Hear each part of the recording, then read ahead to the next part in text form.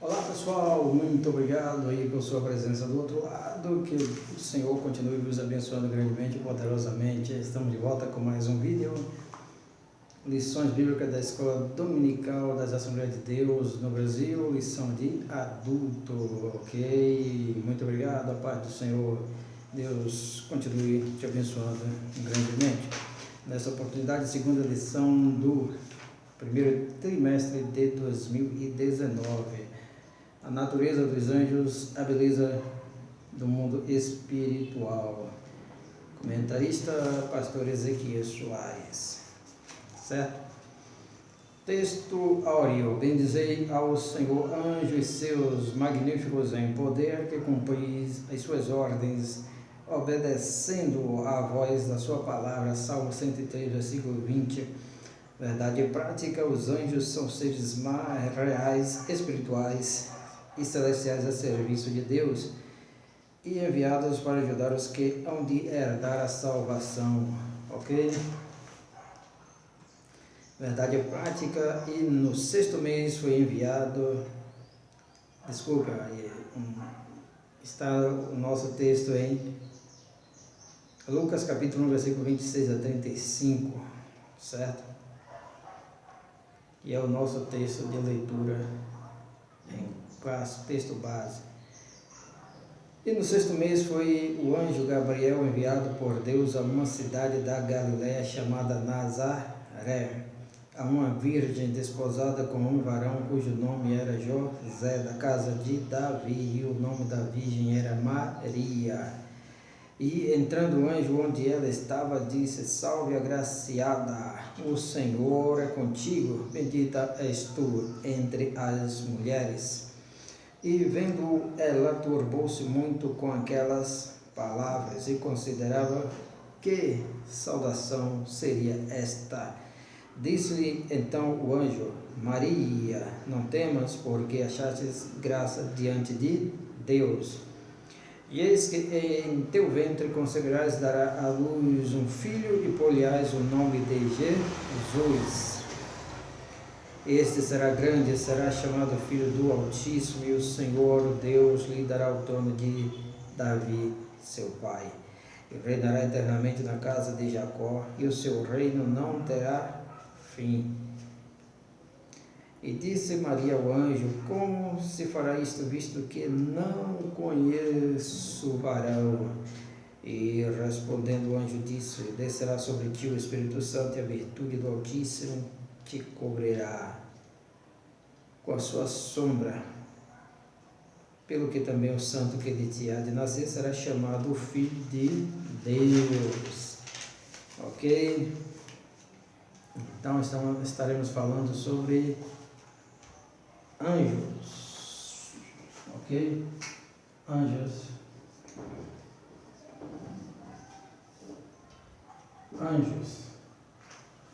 Certo?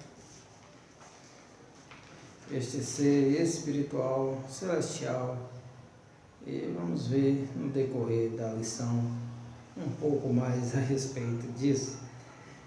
Os anjos, diz aqui na introdução, estão presentes na Bíblia desde o livro do Gênesis até o livro do Apocalipse, certo? E é interessante notar também que em outras tradições espirituais encontramos a presença de seres, certo? Que são denominados também por essa mesma expressão, certo? Anjos. Pegue bem essa palavra, segure bem, anjos. Certo? Tópico 1. Os anjos, quem são eles? Os anjos são a classe de seres criados por Deus, assim como os seres humanos foram também criados. Então, os anjos, você já fica sabendo logo aqui que são seres criados, certo? Ok? Muito embora algumas pessoas tenham uma outra ideia, certo? Tenham uma ideia ilusória a respeito desses seres. E a própria palavra de Deus diz que são seres que são enviados para servir a favor daqueles que hão de herdar a salvação. Ok? E como a palavra anjo chegou até nós? Como esta palavra chegou até nós? Este é o grande mistério. E este é o grande problema. A palavra anjo, certo? Que, na minha opinião, tornou-se um problema e não uma solução, ok? Porque quando nós temos a palavra, certo? Malak, no Antigo Testamento, essa palavra significa propriamente mensageiro, nada mais do que isto, mensageiro. Alguém que tem a responsabilidade de levar uma mensagem do seu superior para alguma outra pessoa, certo? Mensageiro, é isso que significa, nada mais do que isso. Ou seja, por outro lado, é alguém que é subordinado a alguém que é superior, hierarquicamente superior. Então logo nós vemos que os anjos foram criados e os anjos são seres subordinados, que os anjos têm alguém superior a eles, isto hierarquicamente falando, certo? E agora, quando Ptolomeu pede para se traduzir aos judeus, para traduzir Pentateuco para colocar em sua biblioteca em Alexandria, mais ou menos no século 3 AC, ok? Então, os 72 sábios, ao encontrar a palavra malak, certo? Que é mensageiro, eles então, certo? Faz isso aqui, ó.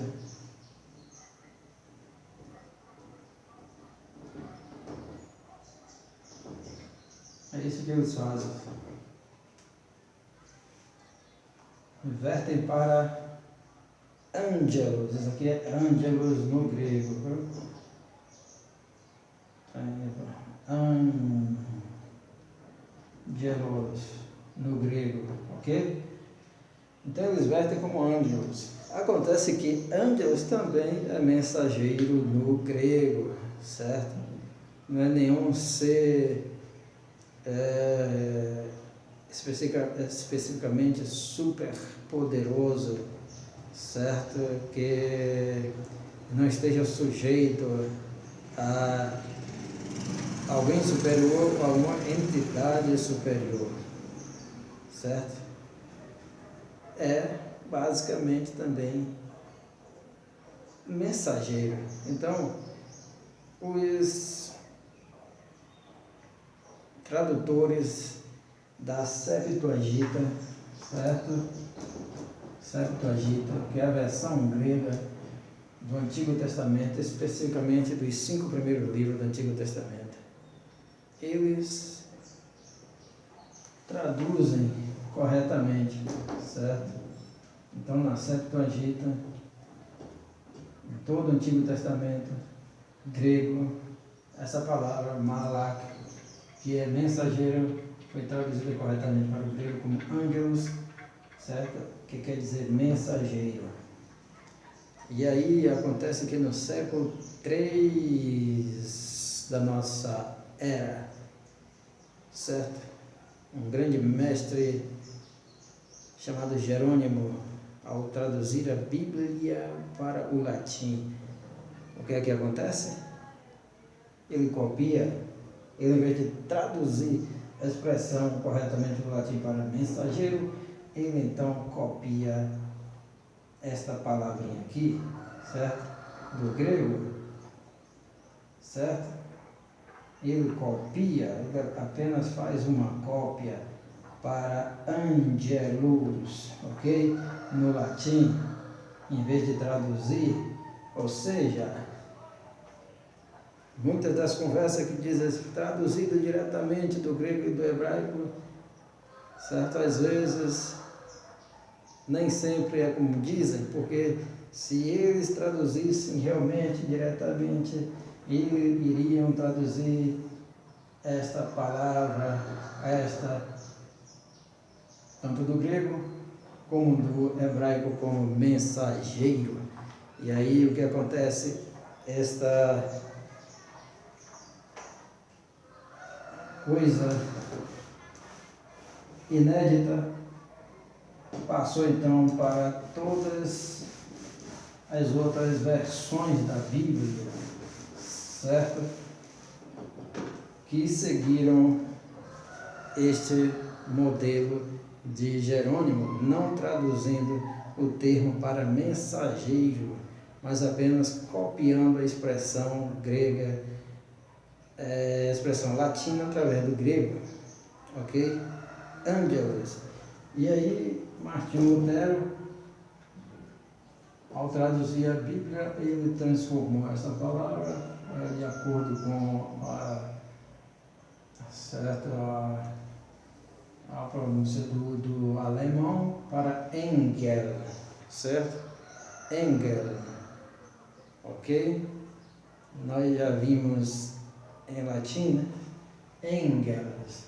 E temos depois a tradução não, a versão inglesa que traz angel, certo? Que é tudo forma do angelus do latim, certo? Tudo uma cópia do latim angel, certo? E temos então a francesa que traz ange, certo? O anjo de Deus. E temos então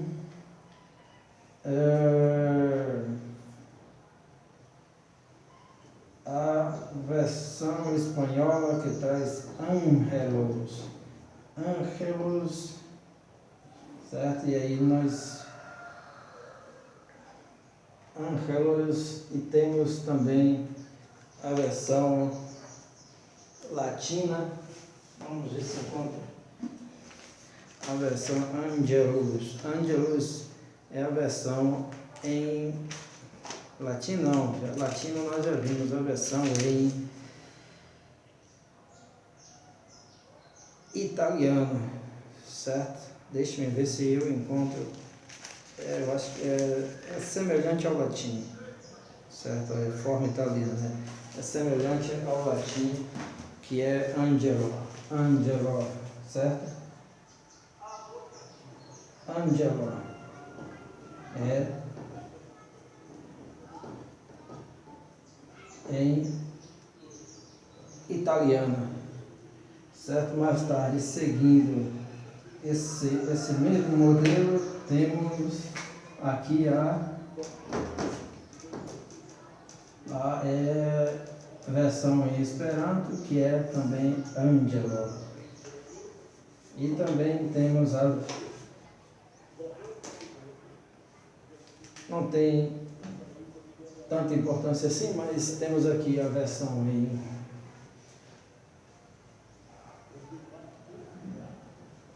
em chinês, certo?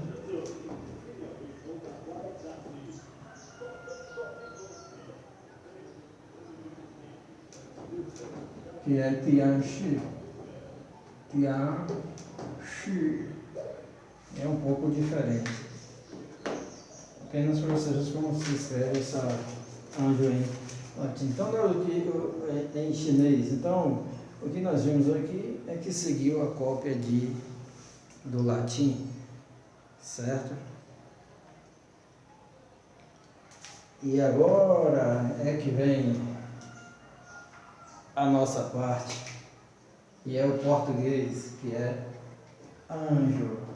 Então, como surge então essa palavra nossa portuguesa, anjo, provavelmente mais semelhante à inglesa e à alemã, angel, e semelhante também à francesa, ange, ok? Então assim nós vemos de onde vem nossa expressão anjo, certo? Anjo. Então, esse é aquele famoso caso, traduzido diretamente do grego do hebraico. Se fosse traduzido do grego e do hebraico, então nós teríamos mensageiro, certo? Que é uma palavra, certo? Que nos originais, no contexto bíblico, ela é tanto para seres humanos como para os seres celestiais que são enviados como mensageiros, também como seres humanos que são enviados como mensageiros, ok? Espero que tenha ajudado, né? Um pouco, ok? E no decorrer da lição nós vamos ver que são palavras usadas para homem, então para seres humanos também. Então essa não tradução do termo, apenas a transliteração e a cópia por demais tradutores da Bíblia, então causou que hoje nós vemos isso aqui. Até a nossa versão portuguesa com anjo, certo? O que acabou causando problema pelo seguinte, que acabou dando poderes demais aos anjos, certo? Do que se fosse realmente somente a palavra mensageiro, certo? Mensageiros de Deus, mensageiros celestiais. No caso dos humanos, quando referindo-se aos humanos, mensageiros humanos, certo? Um mensageiro do rei, certo? E assim por diante, ou o profeta como mensageiro de Deus, no caso Malaquias, de Malak, mensageiro, certo? Porque não foi passado o nome de Malaquias como anjo, certo? Mas conservou a forma no hebraico, no original, certo? Então, mas não é nada para se assustar e que tire a autoridade da Bíblia, certo? Na minha opinião, só acabou dando mais poder ao anjo do que realmente o poder que o anjo tem, que é delegado por Deus. Acabou tornando esses seres, quando se fala em anjo, como pessoas, como seres quase autônomos, e em alguns casos até autônomos, certo? Que não seguem uma diretriz, uma direção superior, uma ordem superior, que não obedecem a uma hierarquia. E aí desbandou até o que temos hoje sobre a questão de adoração a anjos, certo? Então, trouxe-nos, de certa forma, este problema. E os anjos não devem ser adorados, os anjos não têm poderes em si mesmos. Os poderes que eles têm são delegados por Deus, certo? Tem muita gente tendo visão de anjo, vendo anjo, recebendo ordens de anjos. Na verdade, os anjos são enviados com ordem de Deus, como mensageiros, como diz a Bíblia em seu contexto original, mensageiros celestiais. São estes seres que são hoje denominados anjos, certo? E que depois de 2000 anos não tem como mudar, é impossível, certo? É impossível. Os gregos e os romanos, subtópico 2, o mundo grego usava ângelos para o mensageiro, o embaixador em assuntos humanos, alguém que fala em nome de quem o enviou, certo? Já falamos sobre isso, ok? Entendeu agora? Na Bíblia, o termo Malak, na cultura judaica, indicava um ser celeste e espiritual dotado de poderes sobrenaturais, certo? E acima de qualquer humano, ok? Pertence à corte de Javé no céu, onde logam e o servem, Convém nunca perder de vista que essa palavra se aplica também a mensageiros humanos. Nós já falamos, certo? Nós já falamos, nós não sabemos o motivo porque Jerônimo não traduziu a palavra, certo? E isso, de certa forma, tem causado certos problemas, certo? Porque vem dando aos anjos poderes, certo? Autônomos. E os anjos são mensageiros, são subalternos, certo? Você pode estranhar, você pode me criticar, mas é a verdade, certo? Os seres celestiais, para servir, tópico 2. Natureza, os anjos são criaturas espirituais invisíveis aos seres humanos, certo? São seres espirituais, são invisíveis, mas que podem tornar-se visíveis, certo? Podem se metamorfosear em seres humanos, certo?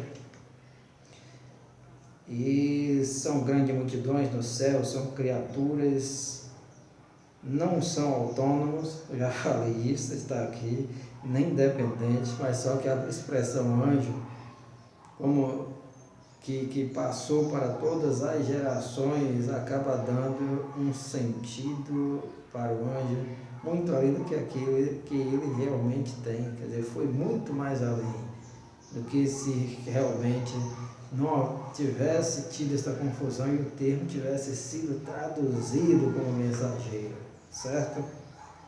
Ok? Mas não é algo para se escandalizar, ok? Subtópico 2 do tópico 2, o ofício. Não é possível descrever todas as atividades desses seres celestiais, chamados anjos. Em tão pouco espaço, a Bíblia mostra a atuação deles nas diversas esferas do céu e da terra. Em suas atividades, a principal delas, ela vai glorificar a Deus. Certo? Aqui temos uma referência a Salmo 148, versículo 2, Apocalipse 7, versículo 11 e 12. Eles executam a obra em favor dos homens, são enviados para servir a favor daqueles que hão de herdar a salvação. A ação dos anjos, subtópico 3 do tópico 2. A ação dos anjos durante o ministério de Jesus. Os anjos foram atuantes durante o ministério de Jesus, durante o anúncio, certo? Desde a anunciação até a crucificação, certo? Estiveram sempre presentes. Sua participação já começa antes mesmo do nascimento de Jesus, quando o anjo Gabriel anunciou a Zacarias o nascimento de João Batista, certo? E 6 meses depois do nascimento de Jesus a Maria, certo? Os anjos assistiram a Jesus durante todo o seu ministério terreno. Assistir não é observar aqui, certo? Assistir é prestar ajuda, certo? É prestar socorro, é prestar auxílio, certo? Tópico 3, as hostes angelicais, as hierarquias angelicais, subtópico 1 do tópico 3. O apóstolo Paulo inclui nessas hierarquias 2 duplas de seres, tronos e dominações, e principados e potestades. Colossenses capítulo 1, versículo 16. Alguns acham que a primeira dupla seja uma referência a coisas visíveis e as outras duas coisas invisíveis. E aqui o comentarista diz, uma tentativa sem sucesso. Os tronos estão localizados no céu, certo? Daniel capítulo 7, versículo 9, Apocalipse 4:4. Mas a literatura pseudoepígrafa dos antigos rabinos tem os tronos como seres celestes, certo? São versículos para mim difíceis de compreender, certo? Vamos ver aqui o que significa pseudoepígrafo, texto antigo aos quais é atribuído falsa autoria, certo? E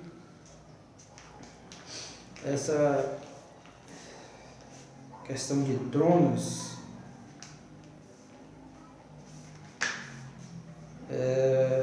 a palavra trono também é uma outra expressão que não foi traduzida, certo?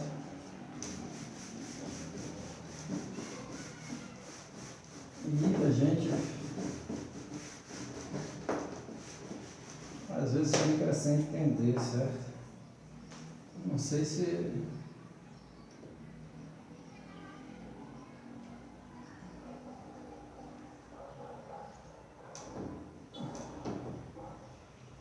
a palavra trono é a palavra que serve quando significa cadeira, certo?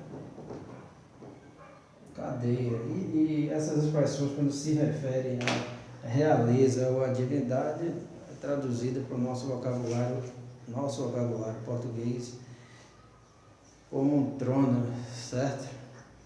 É uma palavra que passou para o nosso vocabulário com significados diferentes. Quando nós falamos tronos, referimos-nos tão somente à cadeira do rei, do presidente, da realeza, no caso. Ou, quando se referindo-se a Deus, ao lugar onde Deus está sentado. Mas só que eles não tinham essa distinção, certo? Tem um sentido de cadeira.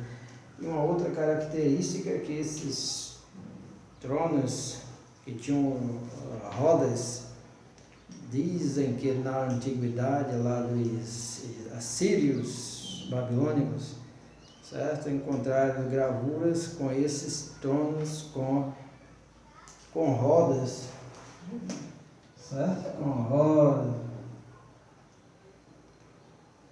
certo? E não é uma cadeira de rodas, certo? É realmente uma cadeira, um trono, certo? Com rodas, e que era basicamente uma carruagem, certo? Que era puxada por animais, ok? Isso foi o que eu pude pesquisar e que eu entendi. E mais uma vez, Deus utiliza-se de uma figura de linguagem que os seres humanos já conheciam na época. Era onde o rei, certo, andava, certo? Esses tronos, essas cadeiras com rodas puxadas por carruagens, e o séquito seguia a pé, certo? Temos essa referência aqui em Daniel, certo? Capítulo 7, versículo 9, a respeito desse trono, Apocalipse, capítulo 4, 14. Temos aqui em Colossenses, capítulo 1, 16, certo?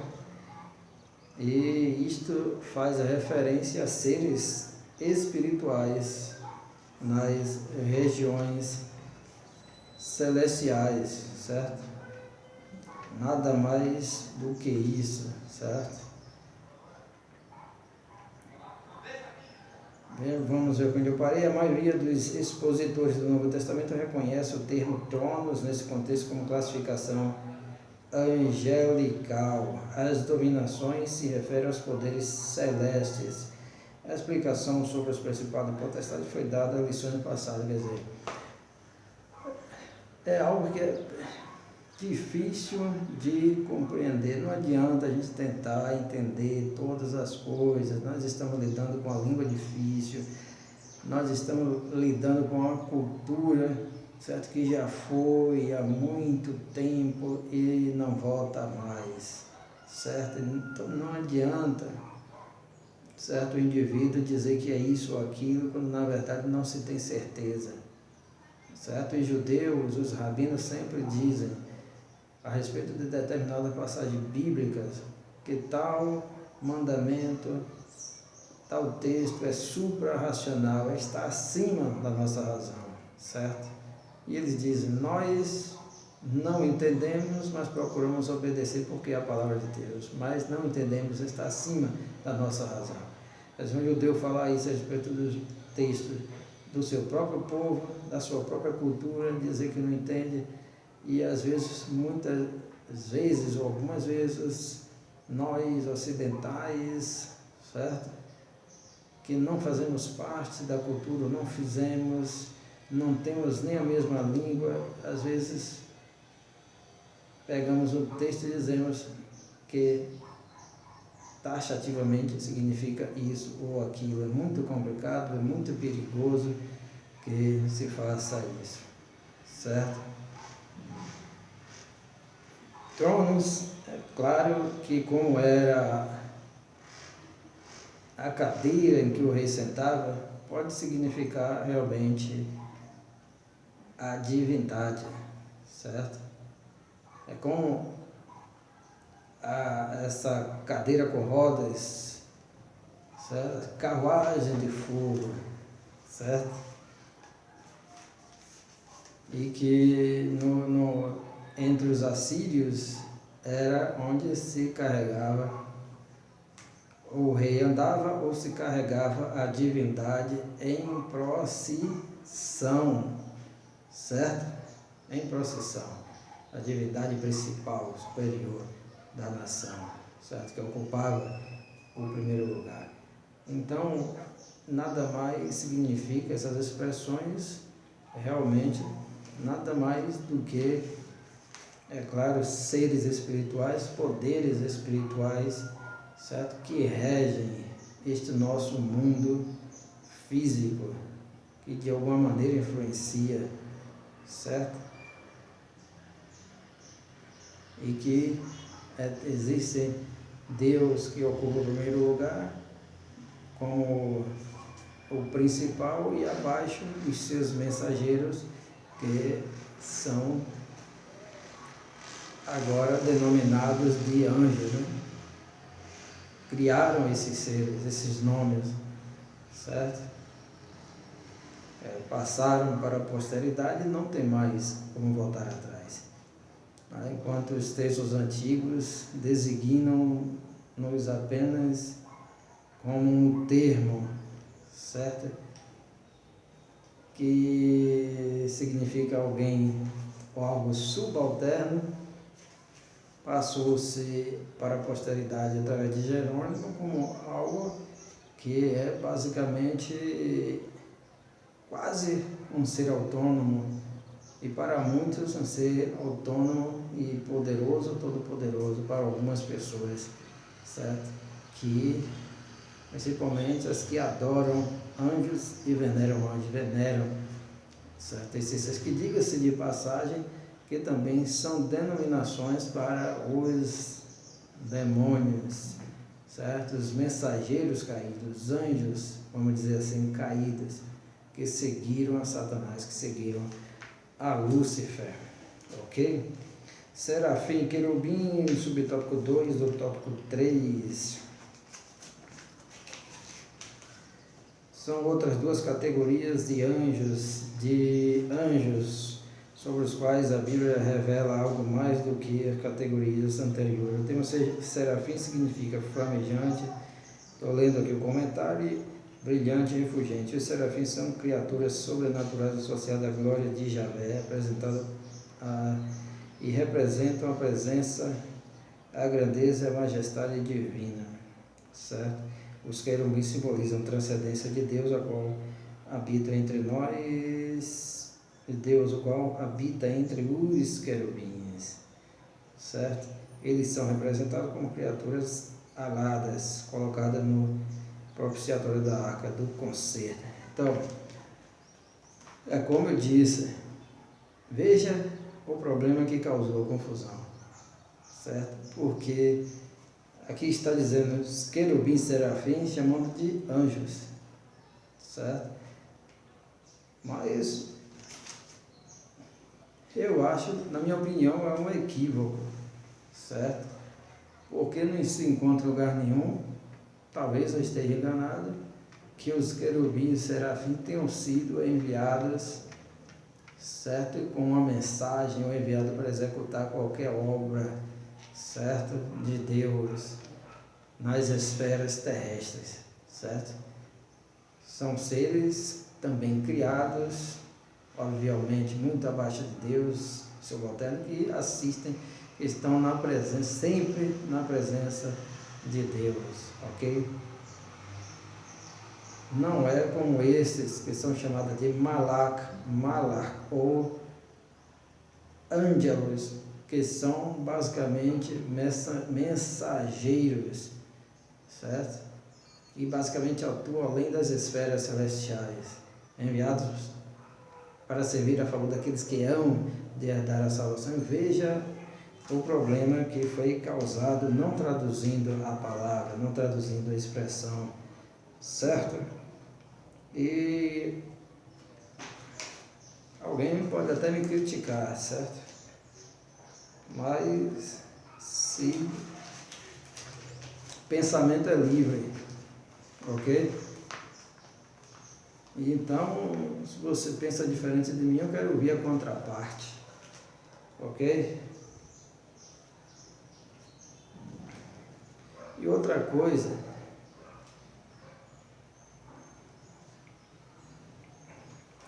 são os únicos seres celestiais dos quais vamos deixar para outra ocasião. Arcanjos, subtópico 3, esse termo significa chefe ou líder, arcanjo, certo? Chefe, chefe, certo? Arcanjo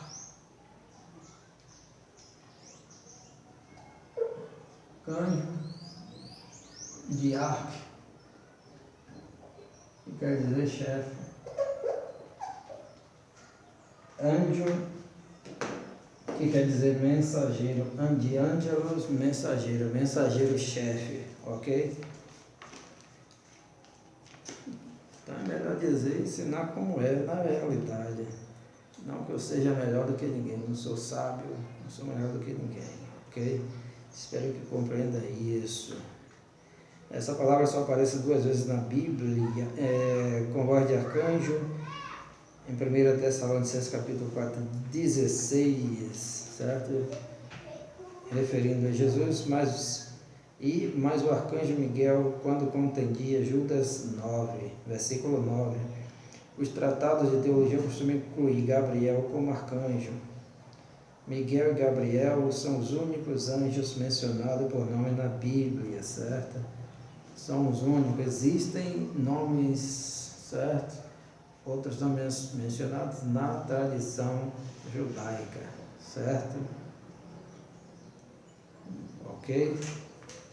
Como Rafael e por aí vai, muitos outros. Mas na Bíblia mesmo,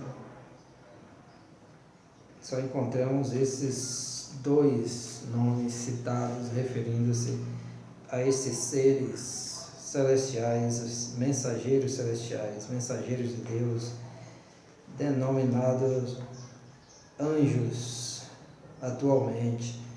O nome Miguel, Micael em hebraico, Michael em inglês, certo?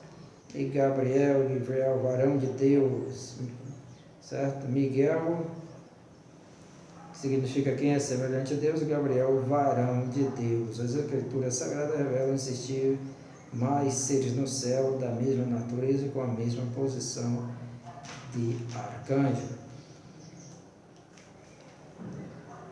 Isso baseado no versículo: e eis que Miguel, um dos primeiros príncipes, veio para ajudar-me.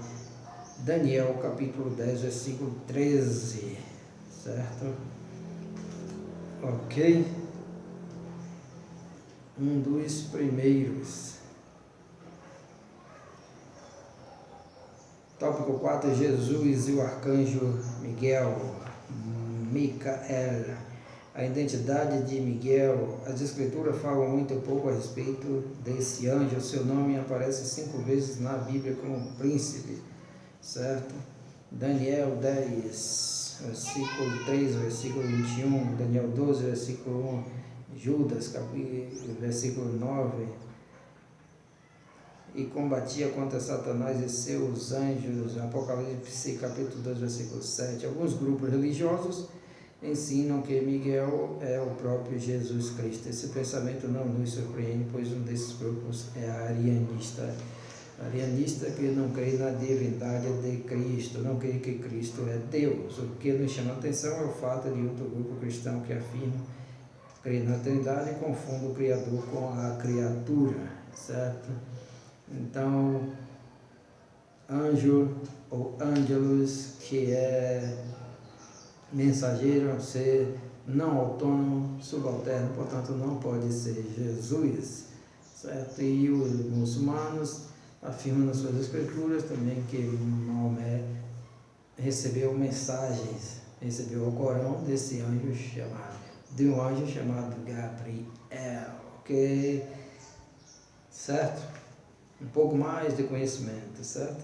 Embora não seja parte da nossa lição. Uma diferença abissal, subtópico 2 do tópico 4. Não é verdade que o Senhor Jesus Cristo seja o mesmo Miguel, pois há uma diferença abissal entre Jesus é Deus Criador transcendente, Miguel é anjo, portanto, criatura. E aqui ele cita João 1, de 1 a 3. No princípio era o verbo estava com Deus, e o verbo era Deus, ele estava no princípio com Deus, todas as coisas foram feitas por ele, sem nada do que foi feito se fez. E segue dizendo no 4, nele estava a vida e a vida era a luz dos homens. Então a nossa vida não está e não estava, não está e não estará no anjo, no mensageiro, no subalterno, mas naquele que é chefe, que é Senhor, que é poderoso, que é Criador, que é Cristo. Isso que o texto diz, certo? Jesus é adorado até pelos anjos, isso inclui o próprio Miguel. No entanto, Miguel, sendo anjo, não pode ser adorado, certo? Ok?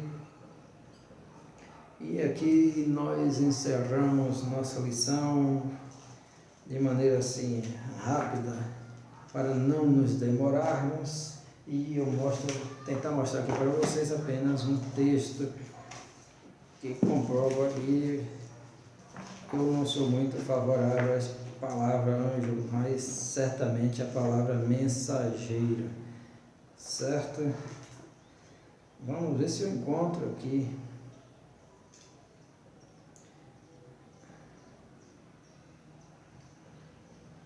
Vamos ver.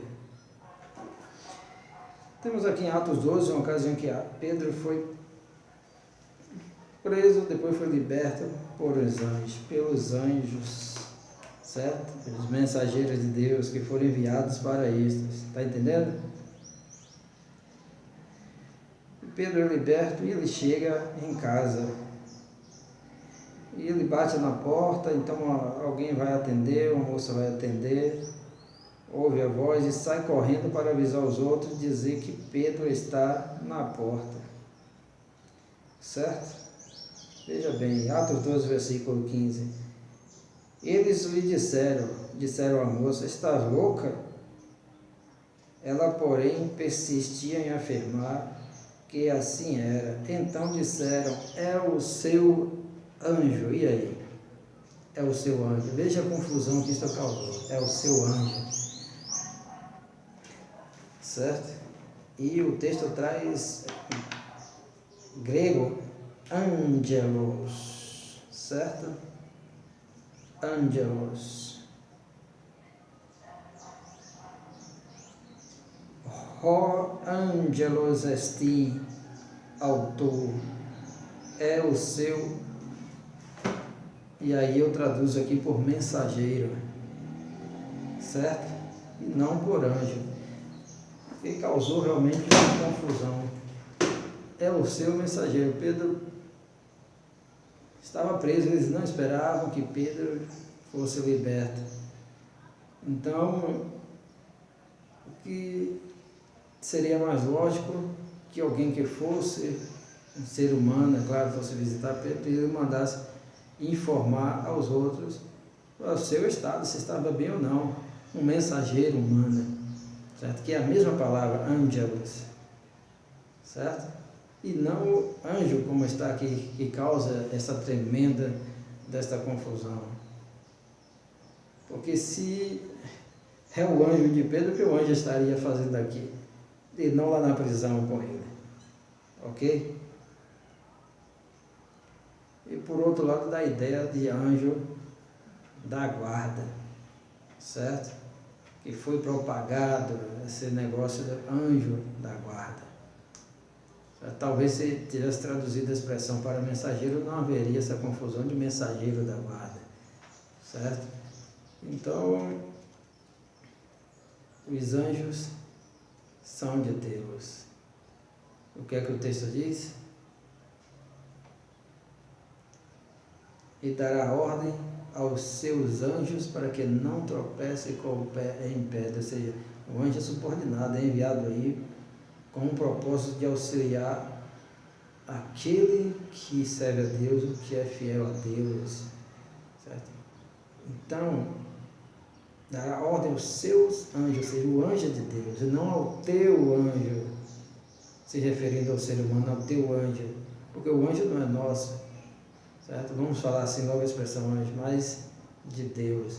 Então, dará ordem ao teu anjo, ou seja, ao seu mensageiro celestial, para que não tropece com o seu pé em pedra alguma. Então, seja anjo ou mensageiro, é de Deus e não nosso, certo?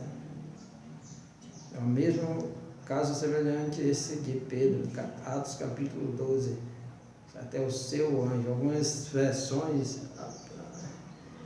aí eu tiro o chapéu para a versão da Testemunha de Jeová, a tradução do Novo Mundo, que traz, pelo menos nesse caso, traz o correto, traz a tradução mensageira, na tradução do Novo Mundo das Escrituras Sagradas, Testemunha de Jeová. Tira o chapéu, está dito: estás louca? Deve ser o seu mensageiro, ou é o seu mensageiro, e não Pedro que está aí, ok? É o seu mensageiro, diz a tradução do Novo Mundo, certo? Então, ok, muito obrigado, Deus abençoe poderosamente, certo? E espero que entendam minha situação, minha posição, por favor, certo? Não diga que eu quero ser melhor do que os outros, eu sou um burro, certo? Certo? Não sou melhor do que ninguém, certo? Não quero me colocar aqui acima dos nossos nobres comentaristas, homens inteligentes, homens de Deus. Mas nós seguimos a tradição, infelizmente, a tradição da não tradução da palavra anjo, angelos, malak, para mensageiro. Felizmente, quem traduziu a Septuaginta, a versão dos 70, certo? Antigo Testamento para o grego, traduziu corretamente, traduziu malak, que é mensageiro, para angelos, que é mensageiro. Vem Jerônimo e copia a expressão, certo? Translitera para a sua língua. E aí segue para todas as versões da Bíblia, certo? No mundo em que se conhece, certo? Pelo menos para grande parte ou para a maioria delas. E a nossa palavra anjo provavelmente vem, vamos fazer aqui mais uma vez, certo? Engel em alemão, certo? Angel em inglês e ange em francês, certo?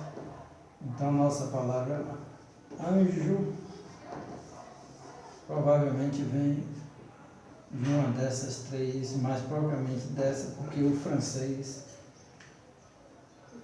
no Ocidente foi uma língua que já teve o status que tem a língua inglesa hoje, certo? Então, provavelmente foi do francês, certo? que nos passaram a palavra anjo. Então, esse negócio de traduzir diretamente do grego e do hebraico, muitas vezes é uma balela. Tranquilo? Não existe tradução perfeita, certo? Mas a aproximação com o original deve ser o máximo possível, certo? E certamente a palavra anjo não seguiu esta regra. Muito obrigado, Deus abençoe. Fica com Deus.